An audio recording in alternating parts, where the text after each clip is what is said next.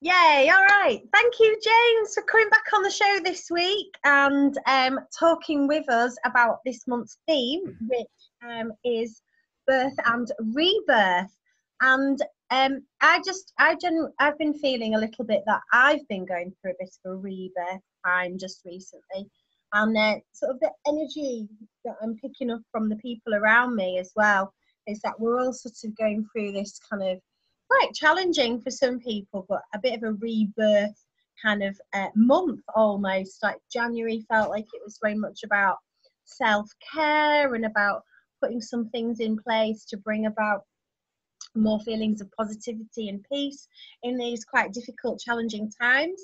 And this month really feels a lot about rebirth. And I know from a philosophical point of view, this is something that you talk about quite a lot, this kind of rebirth process. Tell me a little bit more about that.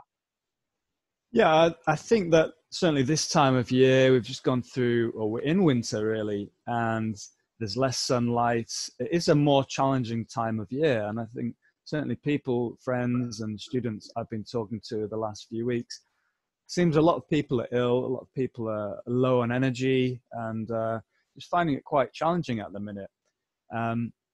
And so on that level, there's this cyclical death process that all of nature goes through. And of course, then that gives space for rebirth. And for me, the way I understand rebirth is that we die many times in our lives. You know, it's death to the old self, death to the old definitions and beliefs that we hold and we carry. And we essentially reinvent ourselves, we rebirth ourselves with new ideas and this grander vision of who we are and what we can become. So yeah, certainly this time of year, it can be a challenging time. And I find it difficult with less sunlight, and obviously vitamin D levels are low, and that does affect your serotonin levels, it affects your immune system, it affects your overall health, your overall sense of well-being. And I guess it does bring us into that hibernation state, or that place where we can start to shed things and shed old patterns. And as we move into the spring, start to kind of have that new energy and that rebirth. And yeah, look at how we can start to redefine ourselves, what baggage we can let go of, what have we let go of during the winter on a psychological, emotional level, those traumas and those memories and those experiences, and reinvent ourselves, essentially be lighter and more expansive. James, you've just reminded me of something that is one of my favourite. It's a prayer, but it's one of my favourite prayers to use as a part of my daily meditation practice. And I'm sure you'll know it, but it's the St. Francis prayer. Do you know it? All right, go on. You'll have to say a little bit. It starts with, make me a channel of thy peace. And it says, where there is hatred, may I bring love. Where there is wrong, may I bring the spirit of forgiveness. Where there is discord, may I bring harmony. Where there is error, may I bring truth. And where there is doubt, may I bring faith. And where there is despair, may I bring hope. But where there are shadows, may I bring light. And where there is sadness, may I bring joy. And then it says, may I seek to comfort others rather than to comfort myself. May I seek to understand others as opposed to searching or trying to be understood.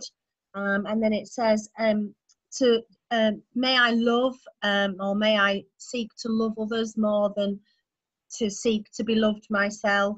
And then it says this, it says, for it is by self-forgetting that one finds, it's by forgiving that one is forgiven. And then it was this line that really resonated with what you were saying there.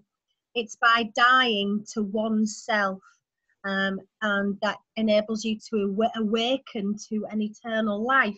Now, I love this because for me, this prayer is about, we are a channel of energy almost. From some people talk about channeling Reiki, some people talk about channeling from spirit, there's people talk about channeling.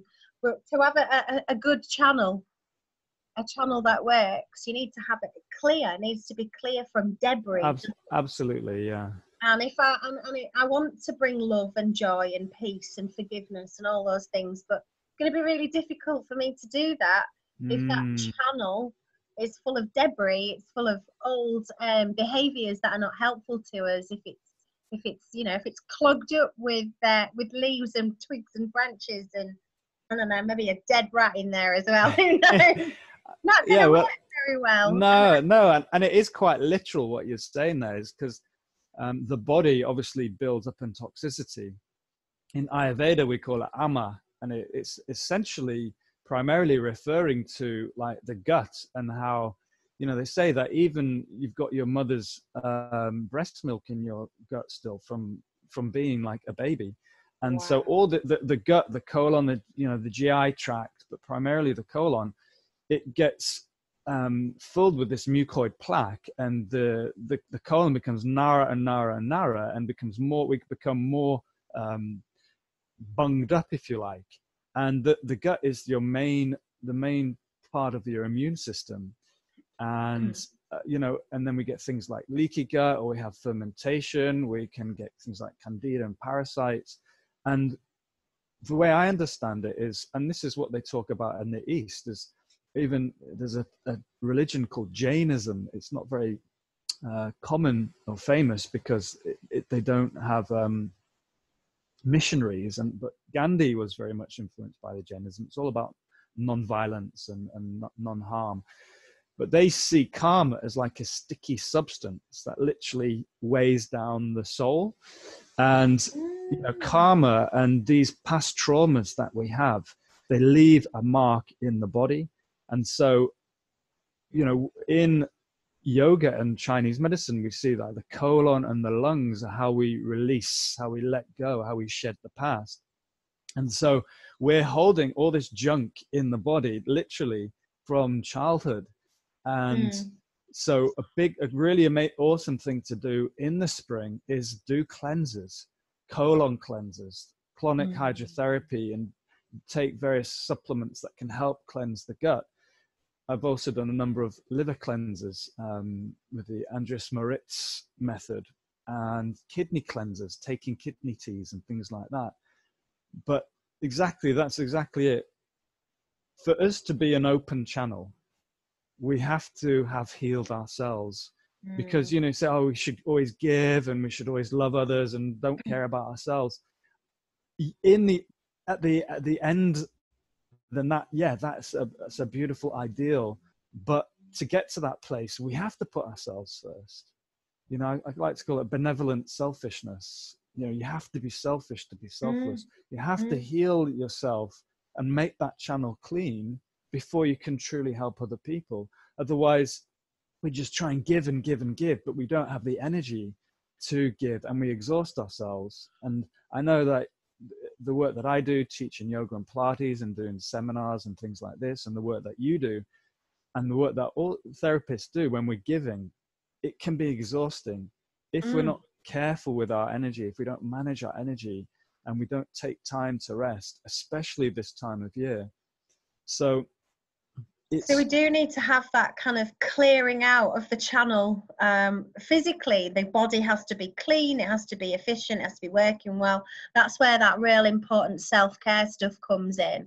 And then once you've got to that place where physically, spiritually, emotionally, you're a channel again, you're a clean, sparkly, shiny, whistly kind of channel vessel, you've got that lovely thing.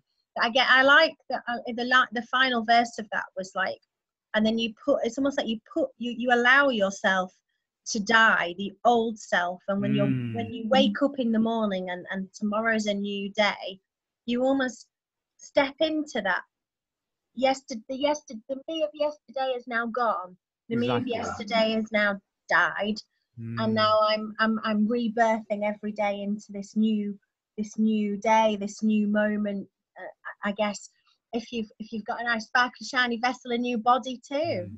Is that kind of the sort of thing that, is it similar to what you teach, James? Is that kind of similar? That definitely my self from yesterday has gone, it's dead, and today I'm born again, as a new person. Yeah, absolutely. And you can even go into more religious references like the crucifixion and resurrection of Christ, and the cross that he bears is like the challenge of life. We carry the cross of the challenges of life.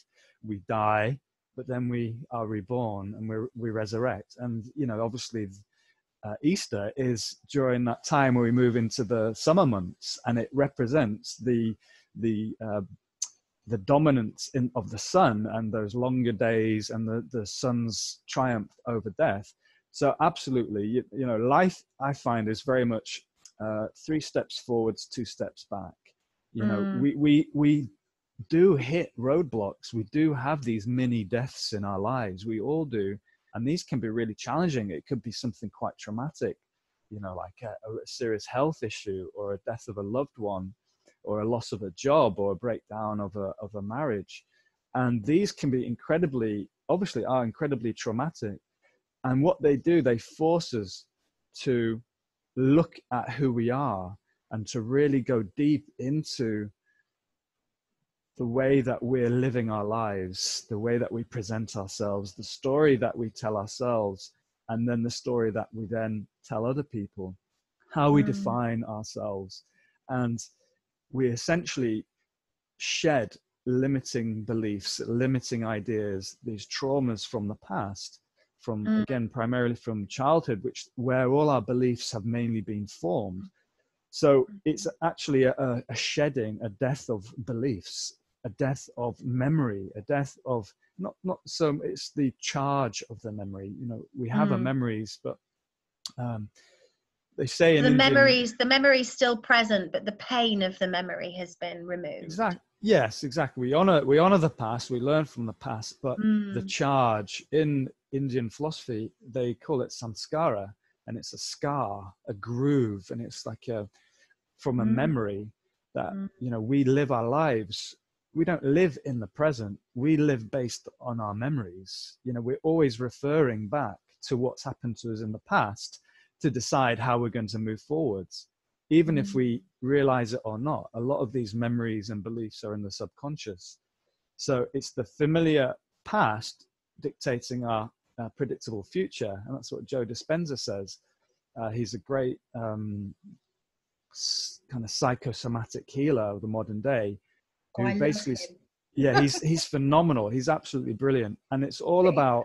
He's another guy who's rebuilt his spine using the power of his mind. Which is unbelievable. Absolutely exactly. Incredible. And it's using the mind and the way we visualize, setting our intentions, speaking words out loud, to redefine who we are, what we are, and how we want to move forwards. You know, we need to have the vision first of who we want to be. So that's where meditation helps, and self-reflection helps, and being able to dream and being able to imagine where or who you want to be in the future. And then often, you know, we're setting that intention, and life will just take you to those experiences of those things that we need to let go of, we need to shed. And sometimes it can be very traumatic, and sometimes it can be just a little bit challenging. But each time we hit that roadblock, it's like a mini death, and it's asking us to rebirth the understanding we have of ourselves, the story we tell ourselves. Oh, I'm this, I'm that, I can't do this, I can't do that, I am this, positively, I can do that, I am, you know, I'm going, you know, I am this, and keeping it present and with your affirmations. So yeah, it's so if some people are listening to this and they have been through some really challenging times just recently, perhaps something has been brought very some things have been brought to the front of people's minds. It's been made conscious, or they've been in a situation where they've had like one of these kind of like mini deaths because they've been through something, or they've released something. Is one of the kind of first things that you would suggest that people to do is to formulate some kind of a vision of the future? Would that be something that you would say, okay, let's start with looking at where you want to be. Let's start with looking at how you want to feel. Let's start looking at where's your end goal, sort of how do you want to be? Do you want to feel happy? Do you want to feel peaceful? And using meditation to establish that vision or that goal, that objective. Absolutely, you can do it in many ways. I've probably got about 6 whiteboards in my house, 6 or 7 whiteboards with all sorts of lists and all sorts of statements and affirmations, and I think that's a really powerful way. So again, and you can have like your to-do board, like say you've got, say for example, 2 to-do boards. One is just those immediate tasks, and the other one is the bigger tasks, the things that can lead to your healing. And then I've got on another piece of paper the goals for the next 6 months of areas of one of those. healing. I got some of those. They're like whiteboards, but they stick to the wall. You can move them around, and they come. It's like a roll of plastic, but they stick and they're great because you can take them up, move them around, and you've always got your like portable whiteboard. And I've got it's called my Dream Big piece of paper, and on that piece of paper is where I put all my big dreams, all the things I really want, all the perfect things I want to feel and experience. And then on the other ones, I've got my kind of plans and my objectives and my to-do list. Is that kind of the sort of thing that you're talking about in your? I thought I was the only one who had white. Yeah, no, that's exactly what I'm talking about, and that's great. And you can. The thing is, you can do it for so many different areas. So you've got your to-do list, more like your day-to-day work. Then I've got like plans for the next 6 months, areas of healing that I want to achieve or things that I want to achieve. And then probably the most important one is the one where I've probably written down about a dozen statements. I am this, I am that, I do this, I do that. It's present tense affirmations. And that's in my sort of meditation room. And so that's probably the room I spend most time in. So that's the room and I do exercise. I'm not just meditating as well. That's just like 12 hours a day meditating. But anyway, I can see those statements. And even if I'm not consciously reading them, they're going into my subconscious. And it's ultimately about reprogramming the subconscious. So, and that could be something like, I am happy, I am abundant, I am this, that, the other. And if you know areas where you have challenges, where you have these scars, these traumas, these beliefs where you can be quite self-sabotaging or some negative beliefs. And we understand that through self-inquiry, really getting to know who you are, looking at your parents, what belief systems or what attitudes have you inherited from your parents? How do you deal with stress? What's your relationship like with money and abundance? Are you happy? Do you believe you have the right to be happy? Do you have the right to be loved? Do you deserve love? These kinds of things. And when you understand where you maybe have those little weaknesses of those areas of those scars that lead to the negative thoughts, because you just need to essentially look at the kind of thoughts that you have day to day. And if there's a negative thought, it needs to be replaced with a positive thought. So writing those positive thoughts on a board and maybe reading them once or twice a day and just putting it in a room that you're going to see it. You don't have to consciously go and find that board, but it's there in the living room or there, just very obvious to see. And then, you're going to start to redefine, and it is a definition, how you define yourself. And that will lead to how you present yourself to other people, because as you start to believe, you start to act, speak, and behave in a different way, and people will start to then feel that.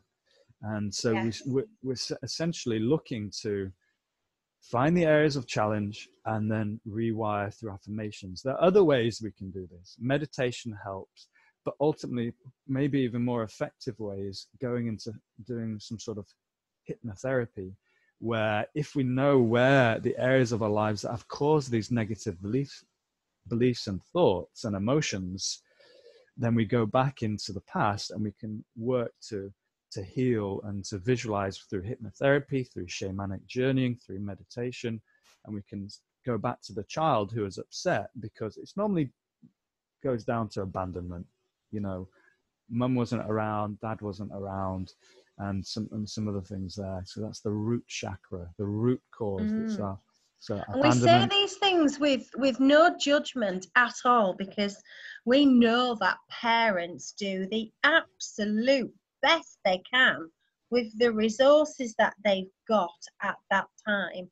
But when you are a very small child, a baby even, you don't always have the logic or the wisdom at that age to understand why your parents are behaving in a specific way. And you may just be registering that as abandonment. You may just be registering that your mind may be just processing that in a way. So this is all without any kind of judgment or negativity towards parents at all.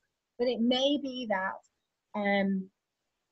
that kind of that small child, or as a small child, you experience some pain, some trauma, some negative emotions, and that you're still carrying that with you now.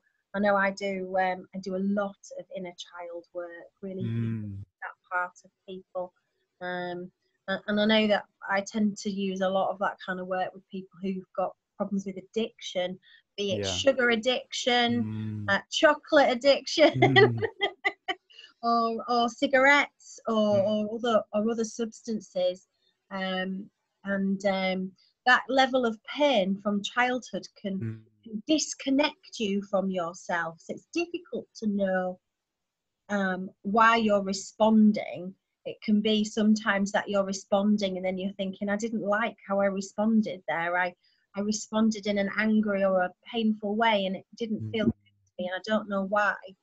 And it can be sometimes really difficult to hear the thought in your mind if it's a negative thought that's going to turn into, say, anger.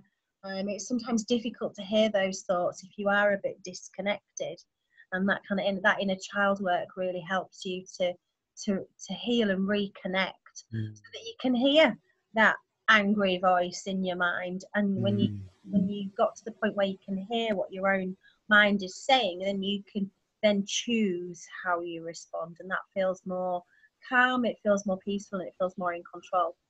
Definitely. Those choices can be, let's choose to eat something healthy, let's choose to do something that's beautiful for myself, let's choose an act of self-love, as opposed to something that is harmful, like too much sugar or drugs, alcohol, those sorts of things. I tend to see that as a hypnotherapist quite a lot. But it is absolutely beautiful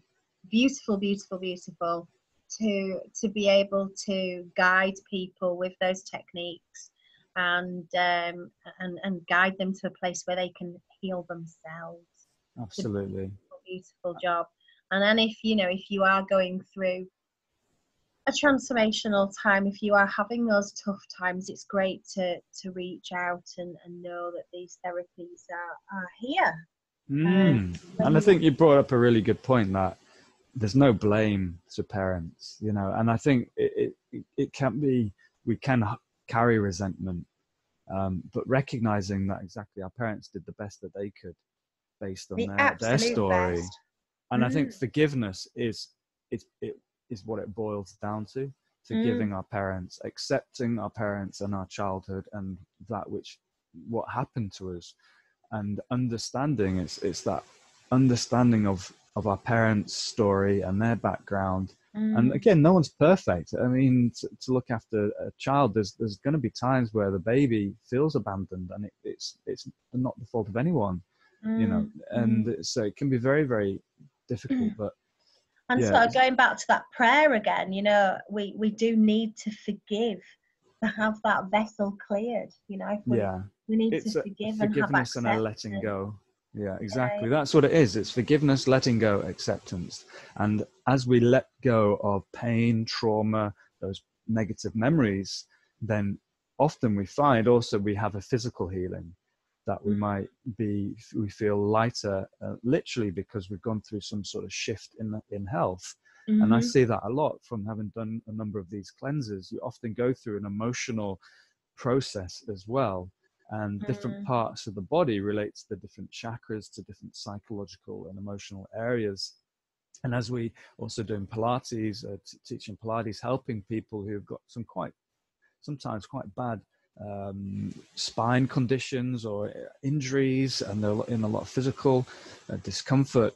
And as you start to realign the body, the spine, the central nervous system, the skeleton, as you start to cleanse the gut, the liver, the kidneys, it has a knock-on effect, psychologically, where we're carrying less, we're less burdened with our own pain, with our own trauma. We become lighter, we become more open. And then exactly, we're able to help more, we're able to give more of ourselves because we're not carrying the same kind of trauma, the same kind of burden. And so, some people can go into martyr, kind of mentality where they just want to give, but, and like I said, end up exhausting themselves. And we all do it from time to time. It's just being in touch with your body, knowing, oh, I really need a holiday, I really need some time off. And I think especially these couple of months now, January, February, even in March, the weather can be so challenging, and it is this time naturally, seasonally, of death, that we have to be very gentle with ourselves. And if we can take some time out, go on holiday or go away for the weekend, get a new scenery, get out in the light and the sun, go for walks, and just really make sure that we're listening to how we're feeling, because we have to be extra careful, with our energy levels this time of year. Yeah, I think getting out and just soaking up sunshine at any opportunity. I look a little bit like a zebra today because I'm by a window and there's yeah, I've noticed that. Those Venetian blind things, and I've gone a bit stripy. You're all right now, but you were a little bit zebra-y before. I was quite enjoying being a bit zebra-y because I really feel my body was getting the light lapping up the sunshine there. And I think the sun is quite beautiful at this time of year when it's low. Everything has this kind of beautiful light, kind of almost a glow. But it's really important to get out into the sunshine, isn't it? As much as possible, yeah. As much as possible, and just for the vitamin D. Sunshine. Yeah, I mean, vitamin D is responsible for serotonin production. It boosts, if it's low, the immune system is down. It affects so many other functions in the body. So, serotonin makes us feel good, makes us feel happy, helps us to deal with stress and depression. So if the serotonin levels are low, vitamin D is low, our immune system is down, our mood is down, multiple other functions of the body are down. So again, extra reason why emotionally we're going to most likely go through more of a challenging death process, just due to the environment. But again, as you're saying, January, the focus was self-nurturing, listening to your body, being kind to yourself. And in that time where, say, you aren't doing quite as much, or you're spending a bit of time resting, that's when you can really potentially go into your psychological, emotional state and start to do some of this rebirthing, where you start to look at beliefs and definitions and start to see, what do you want for the summer? The solstices are two real important marker points: winter solstice, summer solstice. And at the center, we do fire ceremonies. So we have come together as a community, we have a fire, and we'll do a ceremony, and then we'll take it in turns to talk, if you want to talk, and we'll just say what it is, certainly the winter solstice, what it is we want to let go of, what we want to release into the fire for these next 6 months. I know that was it just last weekend, it was the last full moon, correct me if I'm wrong, the last full moon of the decade, and the new moon of the new year for the Chinese New Year. Yeah. Is it the year of the rat now? Year of the rat, yeah, exactly. Yeah. I remembered. So, and again, we've had, that felt like more of a new year for me. Like, I don't know if you found that, but it just seems like in the middle of January, you sort of have certain endings, even though we start back up at the start of January. But so certainly last Saturday, again, we had a fire ceremony, and we had a gong healing at the center, and it was so powerful being around the fire. Again, people saying what it is, and some people were talking about things that are happening in their lives now. Some people are talking about things that happened in childhood. It's like, I release to the fire. This is the new year, Chinese New Year. And again, that's more related to astrology. We had the new moon in Aquarius. And so working with the elements, working with the seasons, working with the moon, new moon, full moon, these are all really powerful ways that we can connect to our natural cycle. And we can do some of these ceremonies, or, you know, whether it be a fire ceremony, or whether it be just clearing out your house, you know, spring clean, or whether it be doing a spring clean is often very ceremonial. Yeah, exactly. But literally, you're clearing away the junk that you've gathered. Yeah. And whether it's internally or externally, it's all kind of the same at the end of the day, because it's all energy. So definitely clearing out stuff in your environment that's got an old frequency, it's from the past, old vibration, it's not serving you. But yeah, it can all really help. So lots of different ways that we can release clear the past. Away the debris. Yeah, exactly. Release the past. Yeah. So forgiveness, acceptance, spring cleaning the house, or you know, having some kind of a detox, working on your body, your liver, your kidneys, literally clearing your digestive system as well, and allowing the body to feel cleaner on the inside and the outside. And I one of the things that I used to do, because you can't always attend a fire ceremony, or it might not be something that you're really kind of keen on, but one of the things that I do is you know, if you say something that you want to get rid of, or if you kind of make a promise to yourself, you're only about 11% likely to actually achieve that. But apparently if you write it down, it takes it from 11% to 77%. Serious? Wow. And more likely that you will achieve it. So I really like the idea of being more guaranteed. So if there are sort of things that you're doing, like, or if you have what we call limiting beliefs, these are those kind of things that a belief that you have about yourself that's not helpful. If you have any of those unhelpful thoughts, or if you're feeling quite negative, you can write it down on a piece of paper. Writing it down on a piece of paper, and then I quite often just get a candle or a match or a lighter or something, and just burn it. And the symbolism of just setting it on fire, I mean, don't do it in the house, take it outside. But the symbol of sometimes setting things on fire, even just in a small way, and allowing it to go, that kind of, it's a small ceremony that you can kind of do for yourself, isn't it?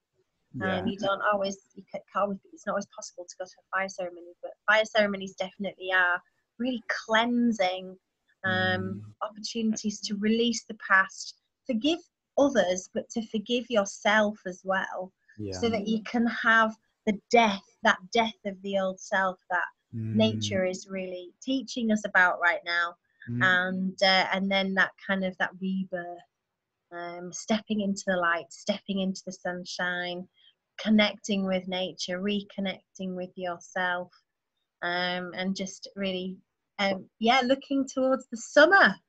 Summer and what we want. I can't wait for the summer. I'm desperate for some sunshine right now. Yeah, well, again, couple more months to go, and then that's when it starts to turn. Hopefully we get a good summer, and it's great. The daffodils are out though. The daffodils are out. Wow. And they're that has to be a good sign.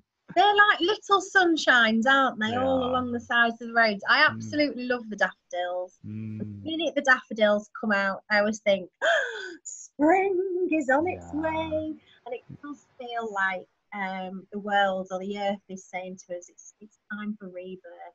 It's time to let go of the past. It's time to shake off those the tensions and worries, and you know, let those things die and move into a new kind of way of being. You had a retreat weekend this last weekend, didn't you?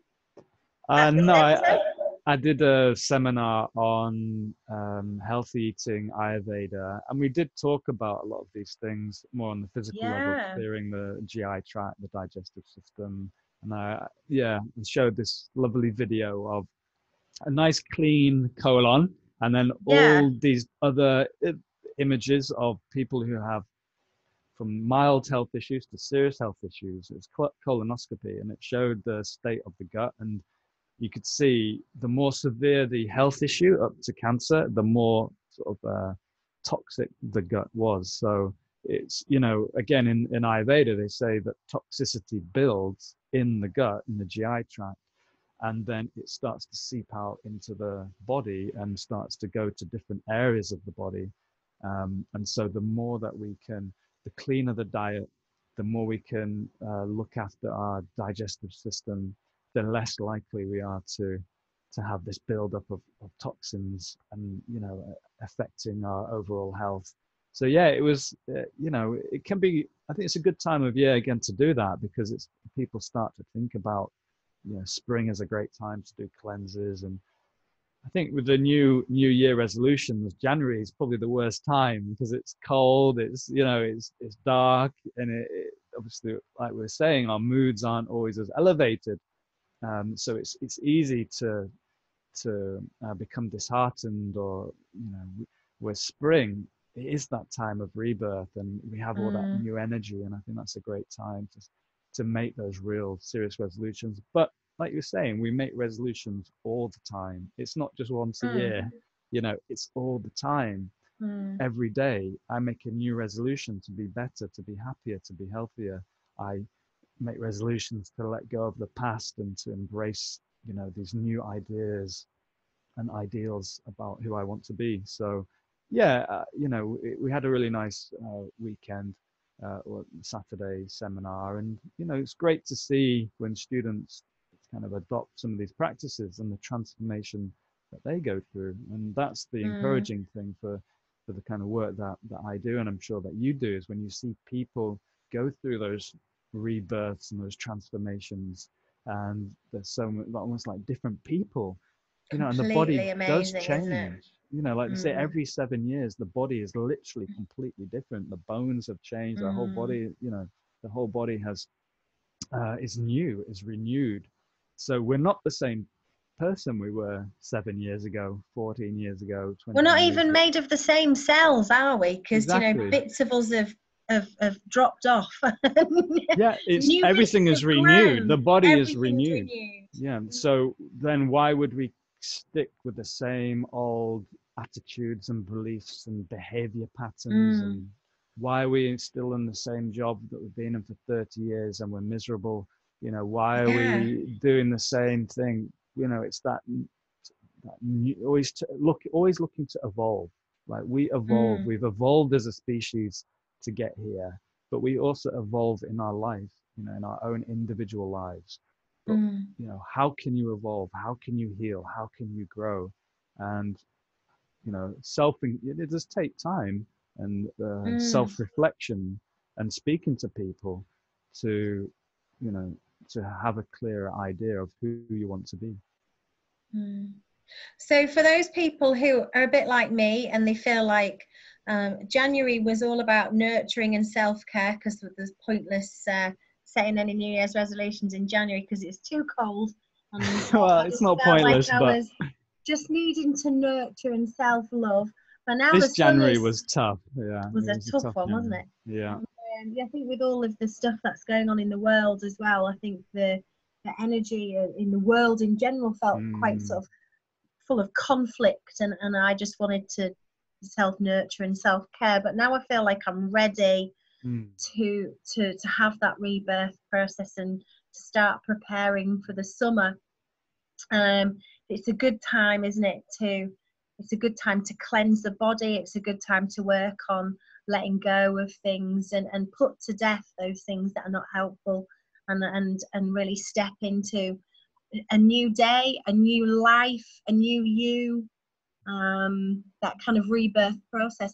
If there's sort of if people are listening and feeling a bit like me, feeling a bit like that, they're in a tough situation, and they're either in a place where they're looking to put something to death, or they're in a position where they're looking to step into something new, what would be your guidance, like your top tips on kind of how to manage that situation and keep moving forward? Sure. I think if you've come through in some sort of traumatic experience, you know where the issue is. So you know what it is that needs to be released. But if you're just, it's more of a general state, I would say you need to have a vision of who you want to be, because it's good to have, oh, I want to be healthy, I want to be, I want to evolve, but how do you see that manifesting? Like, what health issues are you keen to overcome? You know, are you getting regular aches and pains? How can you then overcome those?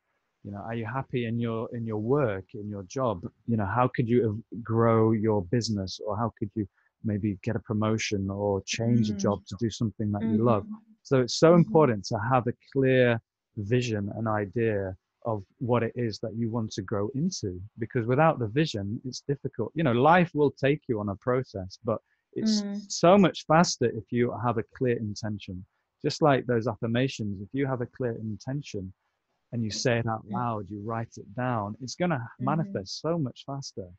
So have a clear objective, have a clear vision of where you want to be. I know it's a completely different thing, but I don't know if you know, but I used to be a size 28, and I've used some hypnotherapeutic techniques to get me down to about a size 18, and I want to be a size 14 by the end of the summer.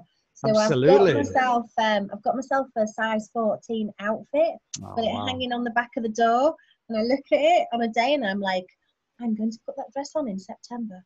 Absolutely. That's it. That's awesome. And you've seen how you've improved, how you can see how you've healed.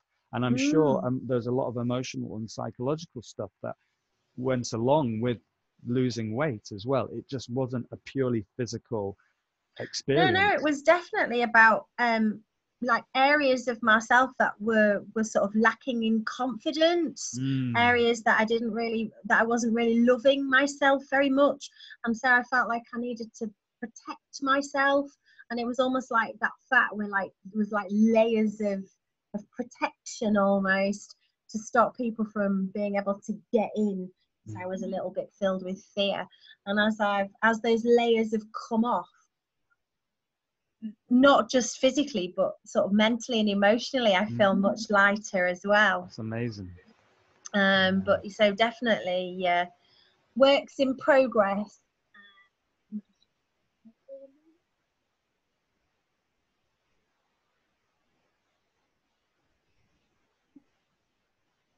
I'm in my clinic room in Harrogate today, so there's customers coming in and out.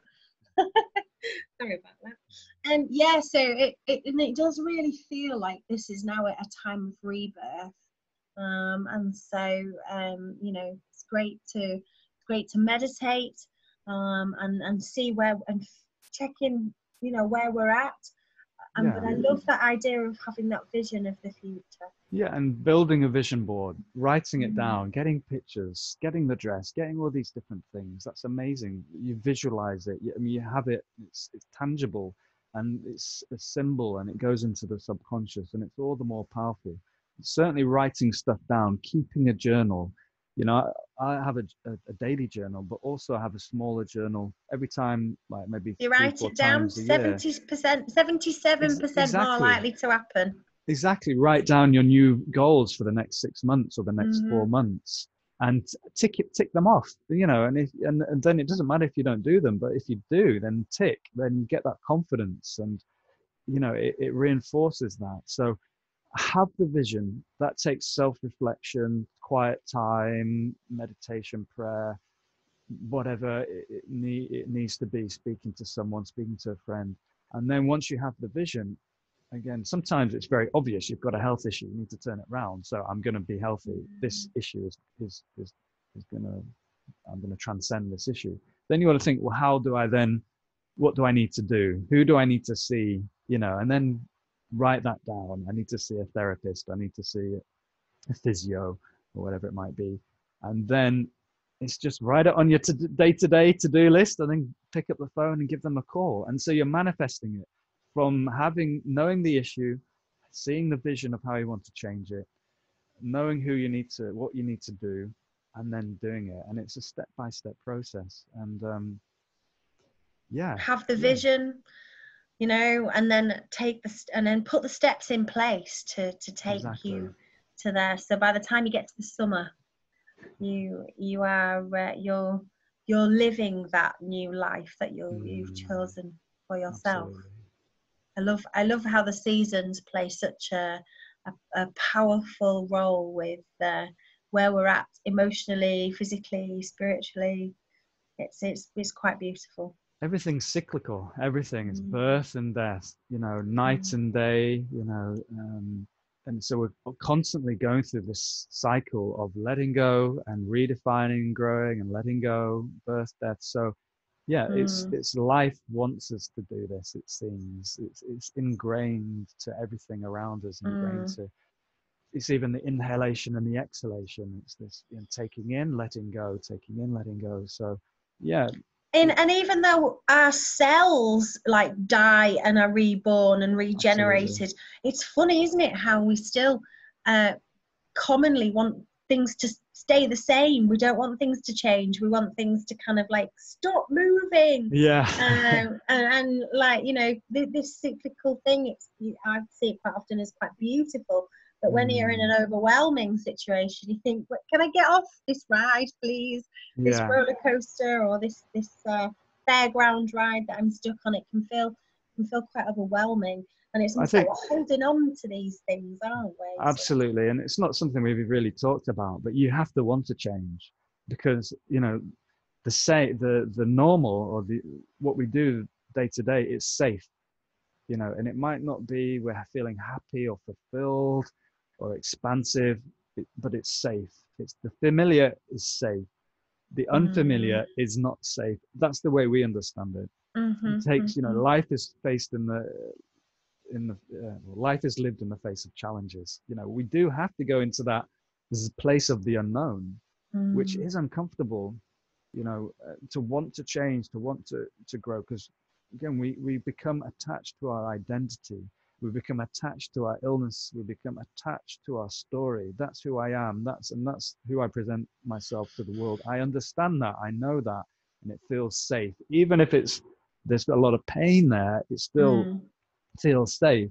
So having and again, often it takes quite a lot of trauma or something big to wake people and to shake people and to take people out of this feeling of safe and secure. And often it does take a serious health issue or something along those lines there's even an expression, isn't there? Better the devil you know. Yeah, and it's kind of quite a reflection of that, you know. It feels safe. I'm not happy, but it feels safe because if I step out of this not happiness, what if things get worse almost? Yeah. It's a risk. Quite a lot of fear, yeah. But I guess sometimes you have to hit that zero, that bottom of the barrel, you know, to fall off the cliff, to then say, right, I don't want to go back there again. I don't want to be that unhealthy, or I don't want to be that depressed, or I don't want to be in that horrible job, or I don't want to be there. I'm not going back there. I want, you know, and that's important, that realization that it's all about the power of your intention, the power of your resolve. I want to improve. I want to get better. I want to be happier. I want to be healthier. But having that true resolve, and we need to be kind of, again, have something that challenges us to want to then evolve and improve ourselves. Otherwise, you know, and it's fine. If you don't want to, then it's fine. You know, that's your path, and that's your path. But I think probably a lot of people listening to this are people who want to grow and evolve and heal. And that's a really wonderful and important desire. I'd say it's the main meaning of life, really, to experience life and to grow and evolve. And so, just having that desire often is the most important thing, and is enough, because it's in energy, it's intention, and that will see you through. But again, still taking those practical steps to manifest what it is you desire, are also really important. So have the vision, have the objective, have the goal, create your have your intention, that energetic quality of intention, that powerful force, and then be brave, have courage, and just go for it. Take the step into the unknown, embrace the fear, have some acceptance of that stepping into. Pick up the phone, make that phone call. because that's often can be the hardest Isn't part, it the hardest bit? Yeah, Mm. the hardest bit. You know, get yourself to that yoga class, join that diet club, get together with friends, do that fire ceremony, just kind of, you know, the physical doing of things I find is quite often really helpful as well, isn't it? Absolutely. Amazing. Well, Rebirth month. It's going to be such an amazing month, and I'm so delighted that you spoke with us today. Thank you, James. Some really, really, really top information. And of course, you can get in touch with myself or James and bring some questions to our attention. You can do that via our Radio Shield's website. You can do it via the podcast. You can do it. You can get in touch with James directly as well. We always post his details out on our Facebook page, but there'll be information on the podcast as well. And I'll be sharing it live on the show as well on the Wednesday when this is broadcast, which is this week. So yeah, just amazing. Thank you, James. Brilliant. Thank you, Amanda.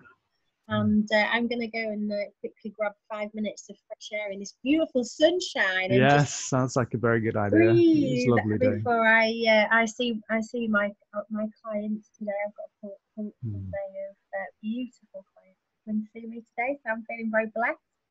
And yeah, February 2020. Yesterday I wrote the date and I wrote down all the twos. I was like, two? There are lots of twos in yesterday's date. Lots of twos yesterday. 0202 2020. Yeah. New beginnings. That's what the 2 is. It's just everything was pointing to rebirth and new beginnings as an important topic. So I hope that people who are listening have really enjoyed it as much as I've enjoyed talking with you.